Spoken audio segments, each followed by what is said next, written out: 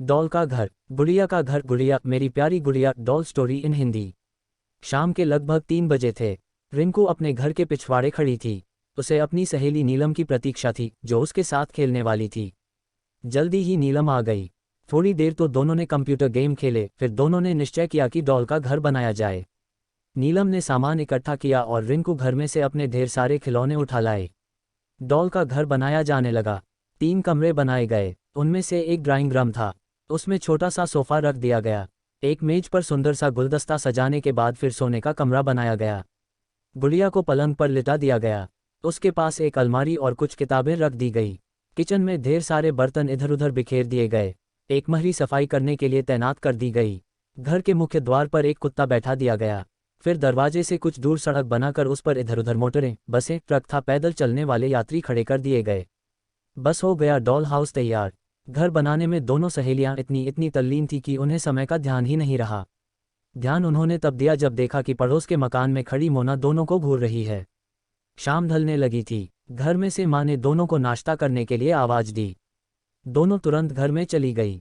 मोना तो इसी मौके की तलाश में थी। वह पहले भी कई बार रिंकू का डॉल हाउस तोड़ चुकी थी। उसे जलन होती थी कि रिंकू इतना सुंदर डॉल हाउस कैसे बना लेती है। नीलम नाश्ता करके अपने घर चली गई। रिंकू जब घर के पिछवाड़े आई तो उसने देखा कि उसका डॉल हाउस टूटा पड़ा है। एक दो खिलौने भी टूटे हुए हैं। वह समझ गई कि यह काम सिवा मोना के और किसी का नहीं हो सकता है। अपना डॉल हाउस टूटने का उसे बहुत दुख हुआ। उसकी आंखों में आंसू आ गए। उसकी घंटों की मेहनत को मोना ने 1 मिनट में बर्बाद कर दिया था। मोना पहले भी कई बार ऐसा कर चुकी थी। वह गुस्से में निश्चय किया कि वह मोना से इसका बदला लेकर रहेगी। अगले दिन मोना सुबह से ही अपना डॉल हाउस बनाने में व्यस्त थी। रिंकू में मोना को डॉल हाउस बनाते देखा तो उसने तय कर लिया कि वह मोना का डॉल हाउस तोड़कर उसे बदला चुका लेगी। मोना कई घंटों तक अपना डॉल हाउस बनाने में व्यस्त रही। उसके पास उतने अच्छे खिलौने नहीं थे जितने रिंकू के पास थे, इसलिए उसका डॉल हाउस रिंकू के डॉल हाउस के मुकाबले में काम सुंदर था। वैसे मोना ने बड़े चाव और लगन से वह घर बनाया था। घर बना चुकने के बाद वह अपने घर चली गई। उसके अंदर जाते ही रिंकू चुपके से मोना के घर के अहाते में घुसी और उसका डॉल हाउस तोड़कर तुरंत अपने घर वापस चली आई। रिंकू समझ रही थी कि ऐसा करने से उसका कलेजा ठंडा हो जाएगा, लेकिन भला चोरी से किसी की मेहनत बेकार कर देने के बाद किसी को प्रसन्नता हो सकती है। रिंकू की उलझन इतनी बढ़ गई कि दोपहर को उसे खाना तक नहीं खाया गया। वह मेज पर मम्मी और पाप के साथ खाने बैठी तो एक भी कौर गला से उतारना उसके लिए मुश्किल होने लगा। मम्मी ने पूछा, क्या बात है रिंकू? पर वह चुप रही। मम्मी ने सोचा, शायद धूप में देर तक खेलते रहने के कारण रिंकू सुस्त है। वह रिंकू को उसके कमरे में आराम करने के लिए लिटा गई। पर रिंकू तो मोना और उसकी डॉल हाउस के बारे में सोच रही थी। मोना का डॉल हाउस तोड़कर उसे बहुत ग्लानि थी। वह सोच रही थी, क्या हुआ अगर मोना से मेरी नहीं पटती, और फिर बुरे के साथ बुरा करने से लाभ। इसी सोच विचार में रिंकू काफ़ी देर तक करवटें बदलती रही। उधर मम्मी और पाप खाना खाने के बाद अपने कमरे में सो चुके थे। घर में सन्नाटा था। रिंकू धीरे से अपने कमरे से निकलकर मोना के घर के अहाते में गई। अभी भी मोना के घर का पिछला दरवाजा बंद था। मोना का उजड़ा डॉल हाउस मानो रिंकू को घूर रहा था। रिंकू को लगा जैसे डॉल हाउस अभी उठकर कहने वाली है कि मेरा घर तोड़कर तुम्हें क्या मिला। रिंकू ने तुरंत ही डॉल को उठा लिया और उसकी धूल झाड़कर बहुत देर तक उसे प्यार करती रही। मोना कभी सोच भी नहीं सकती थी कि रिंकू उसका डॉल हाउस उजाड़ सकती है। यह एहसास रिंकू को बहुत शर्मिंदा कर रहा था। रिंकू समझ नहीं पा रही थी कि अपने किए का प्रायश्चित कैसे करे। बहुत सोच विचार के बाद रिंकू के दिमाग में एक तरकीब आई। उसने निश्चय किया कि मोना का डॉल हाउस वह अपने खिलौनों से बनाएगी। वह तुरंत अपने घर के पिछवाड़े आई और खिलौने लेकर मोना के घर के अहाते में पहुंच गई। पहले उसने बड़ा सा अहाता बनाया, ड्राइंग रूम बनाया, सोने कमरा बनाया और फिर किचन।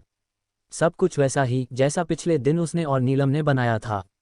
एक कुत्ता भी घर की रखवाली पर तैनात कर दिया गया। रिंकू अपने काम में इतनी व्यस्त थी कि उसे समय का अंदाजा नहीं रहा। यहाँ तक कि उसे मोना के वहाँ आने की आहट तक नहीं मिली।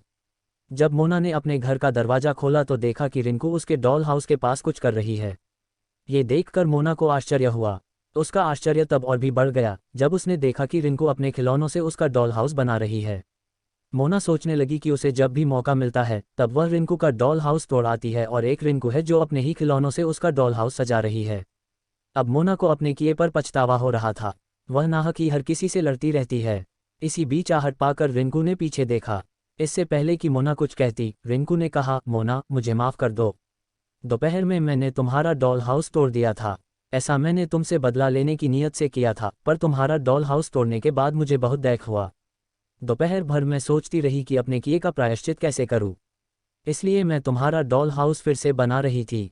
आशा है तुम मुझसे नाराज नहीं होगी और मुझे माफ़ कर दोगी। मोना को रिंकू के शब्द भीतर तक चुभे जा रहे थे। उसने आज तक अपने किए पर पछतावा नहीं किया था, पर रिंकू का व्यवहार उसे मजबूर कर रहा था कि अपनी सब गलतियों को कबूल कर ले और रिंकू से माफ़ी मांगे। अतः उसने कहा, रिंकू, मैं बहुत खराब लड़की हूँ। मैं नाहक तुमसे लड़ती और तुम्हारा डॉल हाउस तोड़ती रही हूँ, पर अब मैं विश्वास दिलाती हूँ कि न कभी तुम्हारा डॉल हाउस तोड़ूंगी और न ही तुमसे या और किसी से लड़ूंगी। तुम मेरी सहेली बनोगी ना? रिंकू भला नहीं कैसे कहती। उस दिन से दोनों में अटूट मित्रता हो गई। इस कहानी से हमें ये सीख मिलती है कि बुराई अच्छाई से जीती जाती है। ऐसी और कहानियाँ सुनने के लिए हमारे इस चैनल को सब्सक्राइब करें और बेल आइकन को जरूर दबाएं।